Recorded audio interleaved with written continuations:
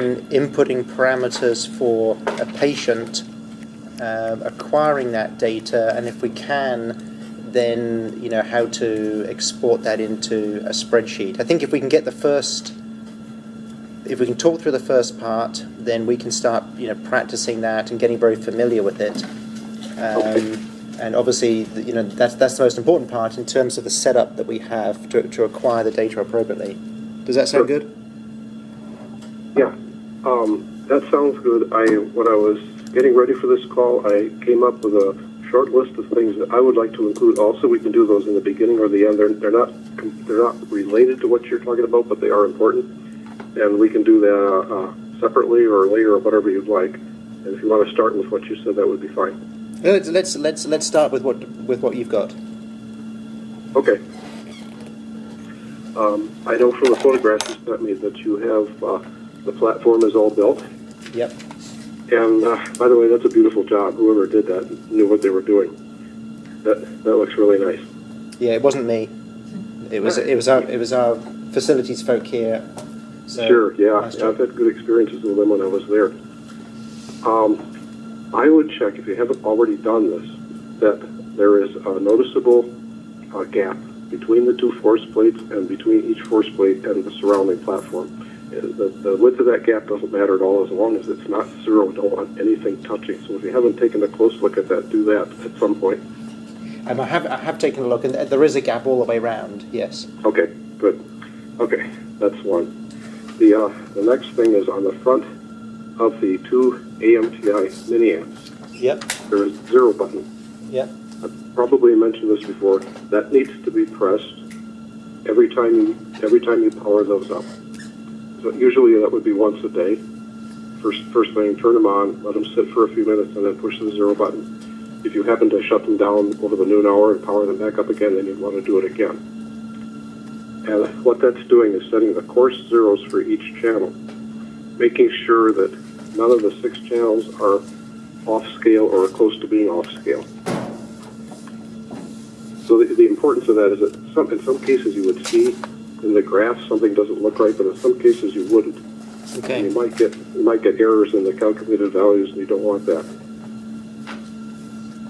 Okay. I pressed those this morning, but I'm going to press them again. Okay. And it's not necessary to do that more often, because before Acquire gets data for each and every pass, it does a fine 0 adjustment. Okay. So you're absolutely zeroed out just moments before the dog strikes the force plate. Okay. Okay. The next thing is, are you okay on the photocell and reflector mounting procedure and alignment? I did send you a document on my last email about that. It goes through the alignment pretty closely, but I just wondered if you were okay with that or had questions. Yes, the team set that up. I was out of town yesterday. They set it up yesterday, and it works great. Okay. This is not going to be our permanent setup, because at the moment it's all balanced on chairs, but it's working just perfectly. Okay. When you get it permanently mounted, you will want to go through that alignment procedure, even if all the lights are on, because you don't want one of them to be at the edge, so to speak, of its range. Okay. Because then you might get intermittent failure, so you would want to go through that procedure once. Okay. And you don't need the computer on to do that, because they have the little red light that pops on whenever it sees its photocell or it sees its reflector. Yeah. So that's not too hard a job. Okay. Okay, and the last thing on my list was mounting the pendulum for velocity validation, assuming you want to do that. Right, we do not. So I'm not set up for that. Okay. Tell us what we would need for that. Yeah, you can add that anytime, but it's a simple procedure. We let the pendulum swing through all 5 photocells, and it gives you a velocity reading. And as long as you start at exactly the same point every time, that is remarkably consistent. And that's what you're looking for, is consistency. It's not a calibration. It just says nothing bad has happened to the system since the last time. Okay. So it's really just a check of the system. It is, exactly. And there's also a force validation, which is the same. You put a weight on a force plate, but it doesn't have to be certified because we're not calibrating anything. We're just saying it's the same today, the same tomorrow, and whatever. Okay. And there's another in my email. There was another document. I think it's called Install Notes, That's and right. it goes through most of that. Yeah. Okay, so that's something we'll come back to. Take a look at both of those. Yeah, sure. Yeah, whenever you want to do that. Okay, well, those are the things on my list. Should we start with just powering up the program, or is that what you wanted to do next? Yes, please. Yep, and just start a new project. Okay. So I'm gonna run mine here as you run yours, so we'll Okay. hopefully be together. So I'm just gonna start up the program here.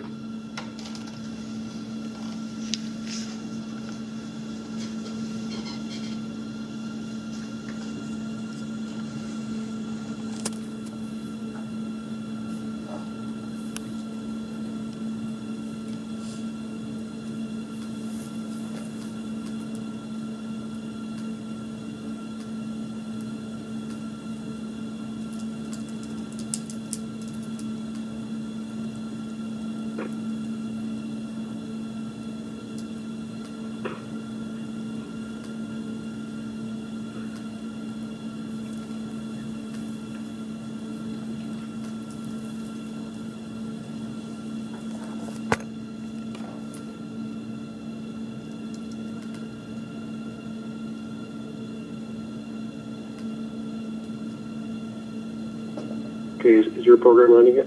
Yes. Yeah. Sorry. Yeah. Okay. On the main page, it has the two buttons at the top: Acquire, Process, and Help. You've probably looked at the help pages before. Yeah. They're not context sensitive, but a lot of people print that whole thing out just to have it for reference. And you can do that if you want to. So go ahead and click on Acquire Process, Okay. and we want to create a new project today. Okay. So go ahead and click on New.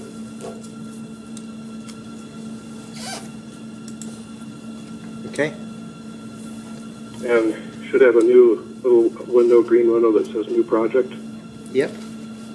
That's a really good check right there that all of the hardware that's connected, everything is working. Because before it will do this, the program has to go out and talk to that data acquisition board that's taking in all the signals, and then resetting the board and setting up some parameters. And it's been able to do all of that, or you don't get this window. So this is really, really good. So you're ready to go. Okay. So all you need to enter here is a name. All right. And how do people name project? I mean, I can maybe understand if we're doing a study, a particular study, and we would Right. call it by the code name for that study. Is that the type Sure. of thing that everyone does? Yes, but if you're going to do a bunch of individual cases where this might be people's pets, they bring in the animal for testing once and maybe not again, you could just name that clinical project or clinical assessments or something that was meaningful to you, Okay. and then just keep using that same project, because you could add animal names to that up to about 5,000, so you could put a lot of animals in there. Okay. That's what a lot of people do with it. All right. So I have a name put in. Okay, and then just hit the OK button. All right. And you should be on the first edit screen, which is project header items. Yep. Okay, down below the blue line, there are some fields that you can fill in if you want to. The only time this actually gets used is if you print out things on paper. Okay. So site name, veterinarian, test protocol, those are whatever you want to put in there. Right. So these fields, they're not. Then we don't have to fill them then. Right, you don't need anything there. The program doesn't use them other than printouts. And so even down to force plates in use, we don't need to put anything there? The two that you have to fill in is the subject species, which is the fourth line down. Okay. It has to be canine. That's all you've got there. Okay. And the kinetic is yes, but that's by default, so you can just leave that. And the Right. next three are no. Force plates in use, you do have to fill in. In your case, it would be, if you look over on the right, there's some examples. It'll Yeah. be 1-2 and then 4 dashes. 1-2 and then 4 dashes. Okay. Yes. I'm assuming you're going to use both force plates. If you don't want to, if Correct. you wanted to use just force plate 1 or just force plate 2, you can do that. And the examples are on the right again. So 1 dash, 2, and then 4 dashes. Okay. Yeah. And what does that mean? It means you're going to use both force plate 1 and force plate 2 for this. Okay. And that will apply to all the subjects you put into it. Okay. All right. And then the ones below that where it says velocity min max, acceleration max. Yeah, those are very useful for studies where very often those are actually part of the parameters the study requires. Like you can't exceed these ranges. It can't be too slow or too fast, and you don't want too much acceleration either way. For case studies, maybe not. Maybe you don't want to even put those in. The only thing the program does with it is warn you if you're outside those limits. Right, so if those are completed, then once we acquire data, some sort of warning would come up to say, okay, the dog's moving too quickly, or... Exactly. Okay. It's very helpful in a study where you have all those limits already established. Right. Okay. And command line is only there for some very special cases. It's not very often we put anything in there, so you don't need anything now. Okay. So we can go to the next section. All right. Next section, yep. Yeah, exported variables. This is all of the calculated values that Acquire knows how to create. And the only reason you wouldn't leave this entire list together is that if you go on an Excel spreadsheet, for example, it's a lot of columns. Okay. And if you know for sure you're just not ever going to use some of these, like the 4 last ones, the average and maximum slopes, you could get rid of those, and it just makes your spreadsheet a little narrower. Okay. So these exported variables, these define what would be exported to a spreadsheet. Yes, exactly. Okay. And just show us, say, how to delete some of these variables. Okay, I'm just going down to the bottom here, and I'm just clicking on each of the lines where it says the average, rising slope, and so forth. And, Okay. and they turn red as I click on them. Yep. And then up above for cut delete, if you just hit the cut I see. on. And then if you went somewhere else and clicked on one of the other lines and then hit paste, it would actually put them back in a different place. It doesn't, if they had some reason to rearrange the order. Right. Okay. If we don't do this and we exit this mode, then they'll be deleted. But you can always get them back. Did you delete some? I did. Yes. Okay. If you click on the mode button at the top upper left corner, you see those 4 lines coming back in, or whatever they are, in blue. Oh yes. If you wanted to, you could bring any or all of those back in. Okay. By clicking on them and then do undelete, I guess. Exactly. Okay. I'm just making some notes here. Right.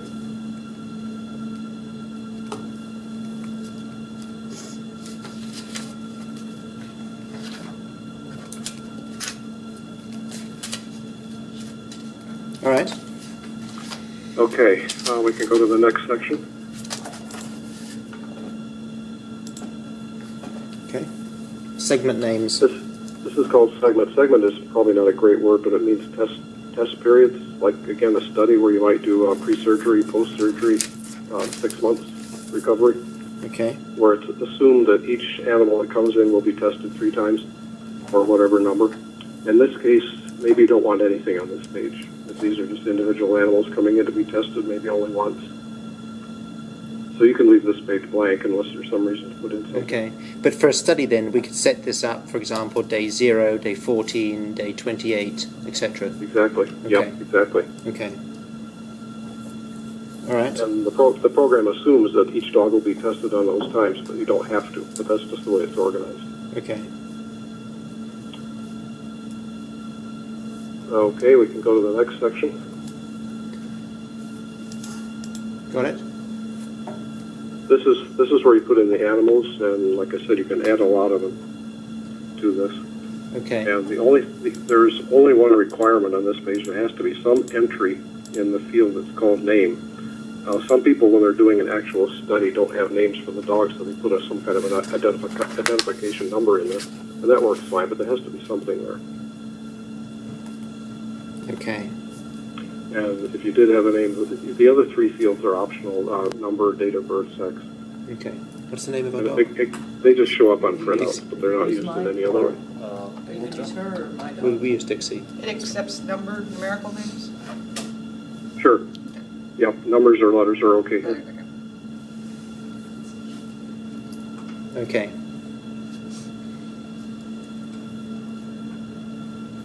All right. Okay, and if you go to the next section, that just takes us back to the beginning, so we can exit. All right. So I'm back to this. Okay, project header items page. Right. Okay. So you can just exit now. Okay.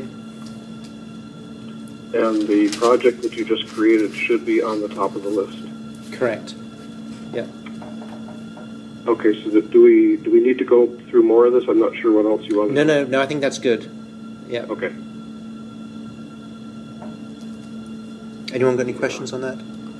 For each new dog, do we have to go through the whole rigmarole, or can we just go directly to the name? You'll go right to that page that has the names. You don't need to change anything else and just add a name. Just go next into that page. Yep, exactly.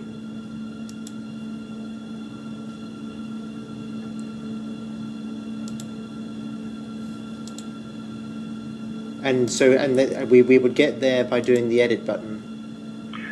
Yes, exactly. Okay. And it would take you right back where we were in Yeah, I starting see. with the And project then you- header items and just keep clicking on Click next through. until you get to Okay. the name page. Right. Okay. Okay, I'm just looking at your email that you just sent today, and it said something about how to store and export data. Were there some questions about that? Once we've acquired some data, I think honestly how to store it is now becoming clear. But right at the end, once we've got some data, I'd just like to know, how to export that. Okay. Do you have a project on that computer right now that has data in it? As soon as we walk this dog on the map, on the Well, let's just. Yes, I think so. Okay. If you do, if you could select that, and we'll do, because we have to go through the pages here to get to the processing pages. Okay. So I've selected on one where I think there's data. Okay, just hit acquire process at the top, Okay, I've got that. and then select any subject, Okay, or any, if there's a test period, select that first. I've done that. Okay, and then now we'll be at the process page. It should list all the trials. Okay, And at the top there's a button called Process Trials, right. and that brings up what I call the process menu. It's all the different things that you can do with it. Okay, So printing numbers, printing graphs, exporting. Let's see, export is the third line from the bottom. I see. That would take the numbers up to Excel or whatever you wanted to import it into. Third from Have the you done bottom. that Oh, I before? see. No. Okay, let's go ahead. Okay, we need to go back to the previous page and make sure there's at least one trial that's marked. Yes, and in this software, if you click on something and you get the pink background, then it's selected. Yes. That's selected, yeah. Okay. So at least one trial is selected, and we now go back to that menu page. So process trials. Got it. Yes, yes. Okay. Down to where it says export. If you click on the export line over on scaling mode, you have to pick. It's like a mathematical computation mode, newtons per kilogram or percent body weight. I see. Yeah. And I'll do percent several body more. weight. Okay, so I've No. selected percent body weight. Okay, and then up above, hit OK.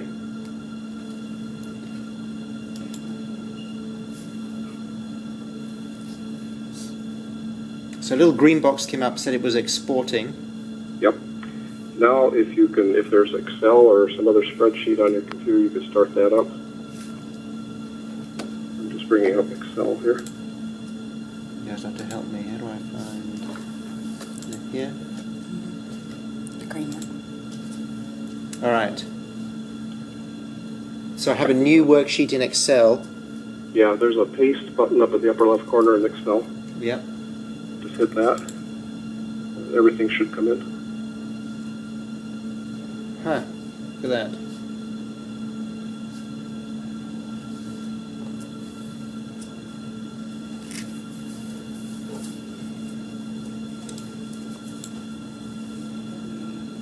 Well, it certainly produced a lot of numbers Yeah, in columns. okay.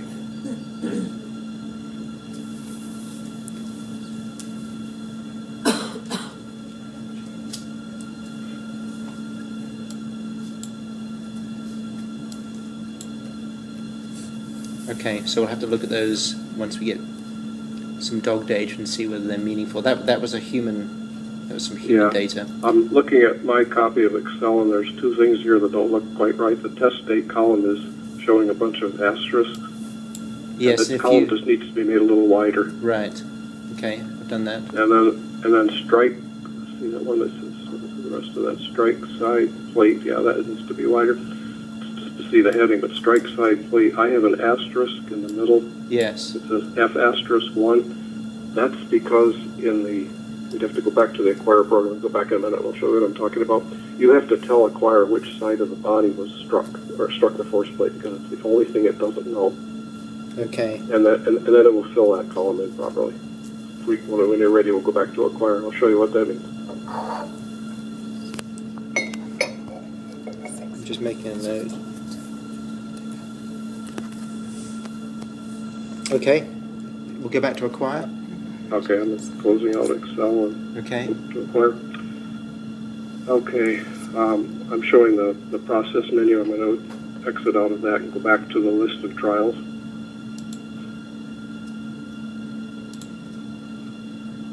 Yes, I've got the list of trials. Okay, under trial description.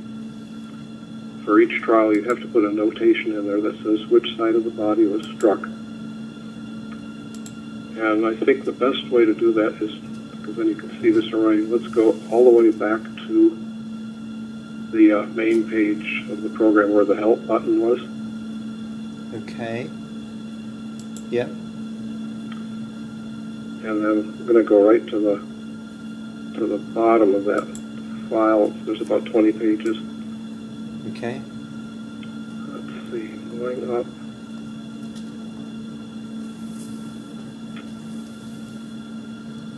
I'm going up about 4 clicks of the page up button where it says letter I, export computed values from selected trials.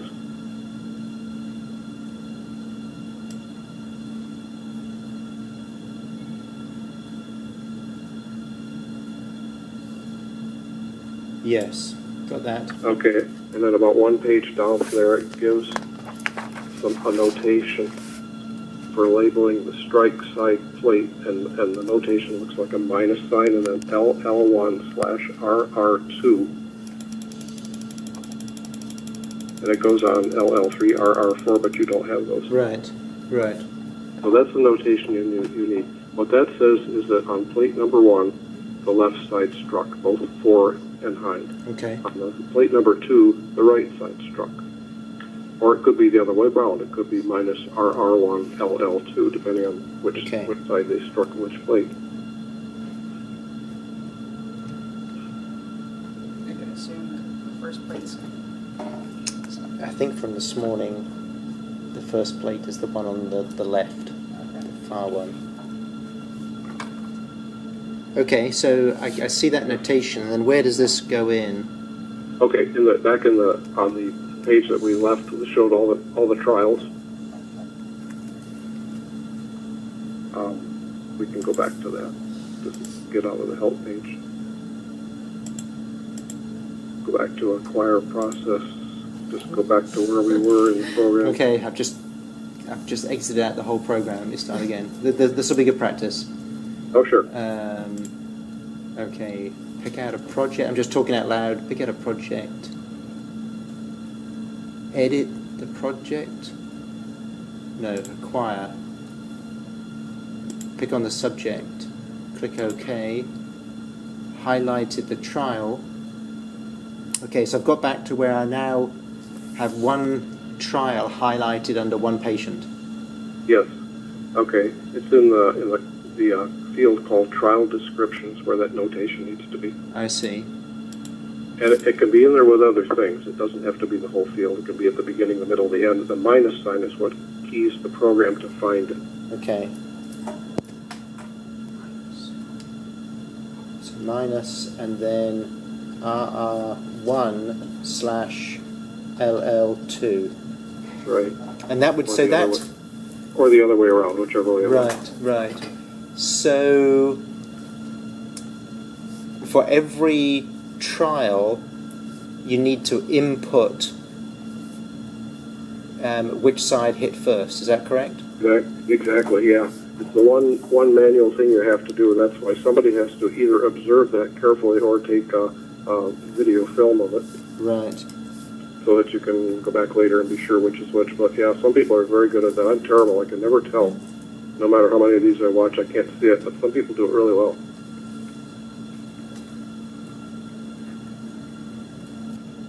Okay. And at what stage is that put in? I guess we'll see that when we acquire some data, will we? Well, it's hard to do it in advance because you don't necessarily know which way it's going to go. Right. So after you acquire, you'll see the graph first of all, Okay. and the graph. You're going to see a couple of graph pages. The first one shows you all the forces, the vertical forces, and braking and propelling and medial lateral. Right. And then the next page shows you only the vertical force and the braking and propelling. It gives you a close-up view of that braking and propelling in case that channel is of big interest to you in a particular study. Sometimes it is. And that's just there to make sure that everything is okay so that the calculations will all be made correctly on the Y channel of braking and propelling. It's a difficult one to compute sometimes, especially on the hind foot. Okay. Do you have any dog data in that one that's clicked? Can we actually look at the graphs of that? I don't have any dog data in it. No. Is it okay? Because you had that one trial that was. Yeah, that's a person. Okay, that's okay. We can still use it. Okay. If you could go back to this process menu that we had before. So I can now, having input RR1 slash LL2, do I exit from that? Yeah, you don't even need that notation for. We're just going to look at the graph, but Okay. I just wanted you to, that one that's highlighted, just hit the process trial button again.